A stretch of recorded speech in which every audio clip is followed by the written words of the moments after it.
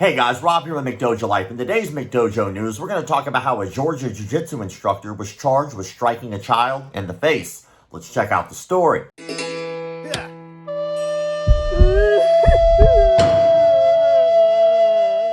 A Canton, Georgia man who teaches martial arts has been arrested after authorities say he hit a child at a local school. Derrick Lamont Clark, age 50, has been charged with one felony count of first-degree cruelty to children and one misdemeanor count of battery. According to his arrest warrant, between 1:10 and 1:30 p.m. November 15th, Clark allegedly hit a child at Cherokee Charter Academy in the face with his hand.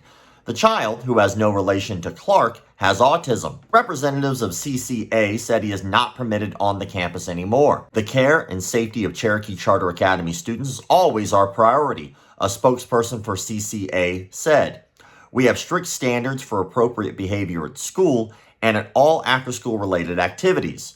If ever an individual violates those standards, we take all appropriate actions, and the individual is no longer welcome on our campus. Clark is the head instructor at Canton Warriors BJJ Academy in Georgia, which offers classes for kids and adults. Clark was arrested by the Cherokee Sheriff's Office November 27th. He was released the same day on a $7,500 bond, said CSO spokesperson Captain J. Baker. Let's break that down. So this local Brazilian Jiu-Jitsu instructor was charged with striking an autistic child in the face. Now, to be completely fair here, we clearly don't know all the circumstances surrounding what happened.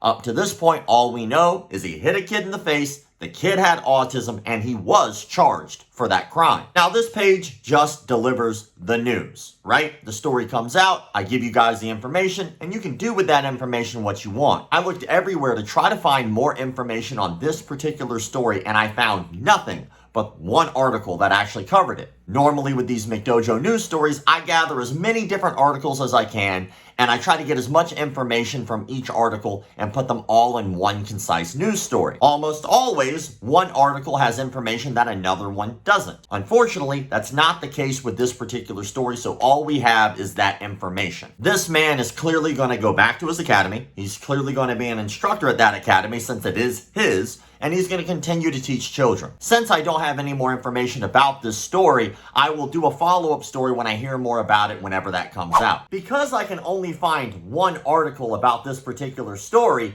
it leads me not to a question of the day, but a statement of the day. I was only able to find one article about this story, and a lot of times in the stories that I cover, I do have to dig to find more information. Sometimes it takes me days, if not weeks, to find all the information that I can to put out the best story that I can. Parents usually don't have the same kind of time I do. They don't have the days, hours, weeks, months to search and research their instructors as thoroughly as they possibly can because it would just take forever to do so. I've solved that problem for you. All you have to do now is go to McDojoLife.com, search an instructor's name, and see if they pop up on that list. If they pop up on that list, you can see exactly what they did, what school they belong to, when they did it, etc. As of right now, that list is very plain, but as it continues to grow, you'll be able to click on those names and be able to see the news articles, be able to see the information about what happened with those instructors. Once again, this website does not tell you what to do. You can make your own decisions as adults, but you will have the information to make an informed